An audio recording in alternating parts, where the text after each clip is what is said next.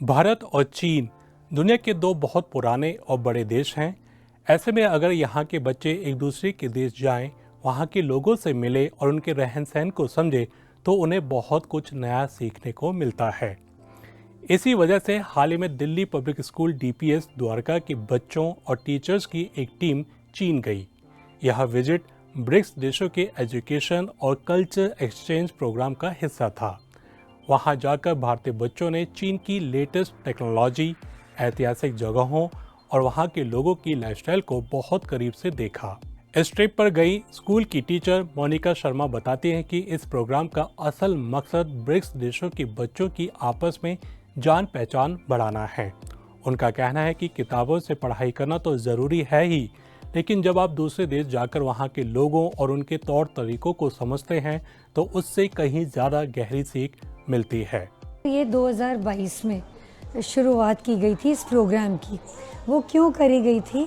क्योंकि हमने ये प्लान किया था कि जो ब्रिक्स नेशंस के स्कूली बच्चे विद्यार्थी हैं, इनको इस प्रोग्राम में ऐड करा जाए या लाया जाए और इनको ये थोड़ी इसके बारे में नॉलेज हो, जिससे कि ये इंटरैक्शन इन देशों का और बढ़े, जिससे बच्चे एक दूसरे के साथ बहुत ही अच्छी तरह इंटरैक्ट कर सकें और इंटरैक्शन में कल्चर, ट्रेडिशंस, लैंग्वेज ये सारा इंक्लूड करा जाता है। चीन की राजधानी पेचिंग पहुंचने पर जिस बात ने बच्चों और टीचर्स को सबसे ज़्यादा प्रभावित किया वो था चीन के लोगों का अपनी भाषा और कल्चर से गहरा लगाव। चीन ने भले ही खूब तरक्की कर ली हो, लेकिन उन्होंने अपनी पुरानी पहचान को भी बहुत अच्छे से बचा कर रखा है। टीचर मोनिका शर्मा कहती हैं कि चीन ने मॉडर्न लाइफ और पुरानी परंपराओं के बीच एक गजब का बैलेंस बनाया है, जिससे वहाँ की नई जनरेशन भी अपनी जड़ों से जुड़ी रहती है। जब बच्चा क्लासरूम से या अपने घर से भी बाहर निकलता है दूसरी कंट्री में, तो वो एक तो ना ही सिर्फ इंडिपेंडेंट बनता है, बट उसके दिमाग, माइंडसेट बिल्कुल बदल जाता है उसका, क्योंकि उसमें एक क्लासरूम टीचिंग के अलावा बहुत कुछ और एक वाइड स्प्रेड, एक बड़ा सा होराइज़न खुलता है, जो कि उसका क्लासरूम में बैठ के टीचिंग से ही नहीं खुलता है। तो वो बहुत कुछ और नया नया सीखता है, नए लोगों से मिलता है, नई भाषा सीखता है। और जब एक बच्चा नई भाषा सीखता है तो वो उस कंट्री से भी क्लोज हो जाता है। तो मेरा तो यही मानना है कि एक्सपोजर मतलब बहुत बड़ा है इसमें। लर्निंग एक्सपीरियंसेस बहुत ही वास्ट हैं, जो कि बच्चे को अपनी कंट्री या अपने क्लासरूम में बैठ के सिर्फ पढ़ाई से ही नहीं मिलेंगे। इस ट्रिप के दौरान बच्चों ने great wall of China, forbidden city और थियाननमेन जैसी मशहूर ऐतिहासिक जगह देखी।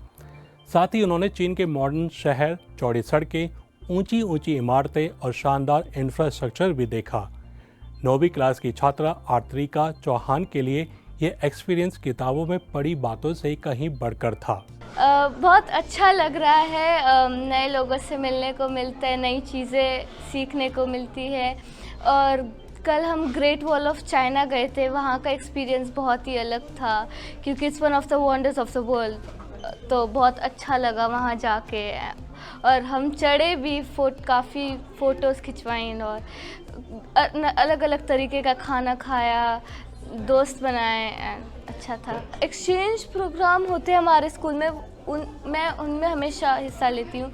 उनसे मुझे बहुत कुछ सीखने को मिलता है कि कैसे पेरेंट्स के साथ जब प्रोटेक्टेड एनवायरनमेंट में होते हो तो आपको बहुत कंफर्ट जोन में होते हो, पर ऐसे आप निकल के अपने आप मैनेज करते हो। आप वेजिटेरियन हो, आप अपने आप फिगर आउट करते हो आपको क्या खाना है, अपना पेट कैसे भरना है, कैसे रहना है, बैग टाइम पे पैक करना। आप देखते हो, आप लर्न करते हो। वहीं 11वीं क्लास के छात्र दीक्षांत जैन ने बताया कि चीन आने से पहले उन्होंने वहां के बारे में काफ़ी कुछ सुन रखा था, लेकिन वहां जाकर उनकी कई गलतफहमियां दूर हो गईं, खासकर वेजिटेरियन खाने को लेकर। दीक्षांत ने बताया कि उन्हें वहां बड़ी आसानी से शाकाहारी खाना मिल गया और वहां के लोगों ने भी हर कदम पर उनकी मदद की। यहाँ की सड़कें इतनी चौड़ी हैं, यहाँ के लोग काफ़ी मदद वाले हैं, मदद करना चाहते हैं हमारी।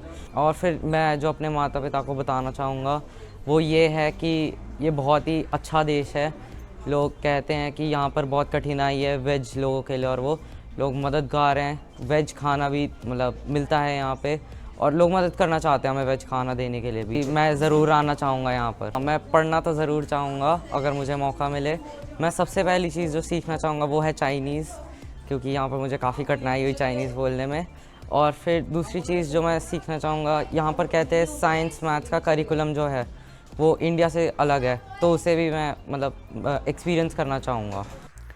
टीचर्स का भी यही मानना है कि ऐसे इंटरनेशनल ट्रिप्स बच्चों की पर्सनैलिटी निखारने में बहुत काम आते हैं। इन प्रोग्राम से बच्चे सिर्फ नई जगह ही नहीं घूमते, बल्कि उन्हें नए आइडिया, काम करने के नए तरीके और एक अलग नज़रिया भी मिलता है।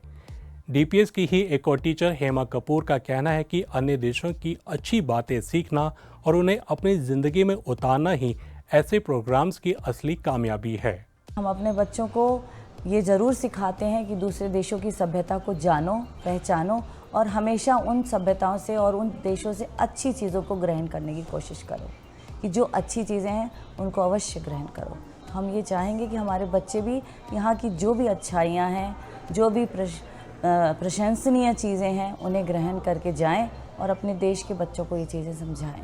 सबसे पहली बात तो ये बताऊंगी कि ज़्यादा से ज़्यादा आप लोग पब्लिक ट्रांसपोर्ट का यूज़ करो, ताकि पर्यावरण में संतुलन बना रहे, जो शायद हमारे देश के लोग बहुत कम इस्तेमाल करते हैं। ये बहुत ज़रूरी है उनके लिए। चीन में वहाँ के लोगों का डिसिप्लिन, टाइम की पाबंदी, साफ सफाई, पब्लिक ट्रांसपोर्ट का ज़्यादा से ज़्यादा इस्तेमाल और पर्यावरण को लेकर उनकी समझ देखकर वे बहुत इम्प्रेस हुए। टीचर्स को लगता है कि हमारे बच्चे भी इन अच्छी आदतों को अपना सकते हैं।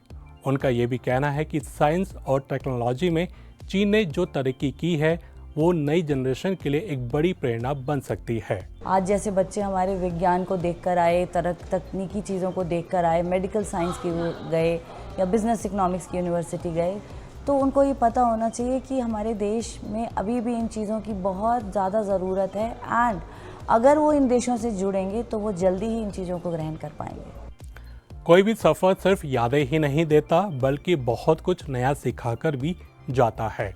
डीपीएस द्वारका के इन बच्चों के लिए भी चीन का ये ट्रिप सिर्फ एक विदेशी टूर नहीं था, बल्कि ये उनके लिए इंडिपेंडेंट बनने, नए कल्चर को समझने और दुनिया को एक नए नज़रिए से देखने का एक शानदार मौका था।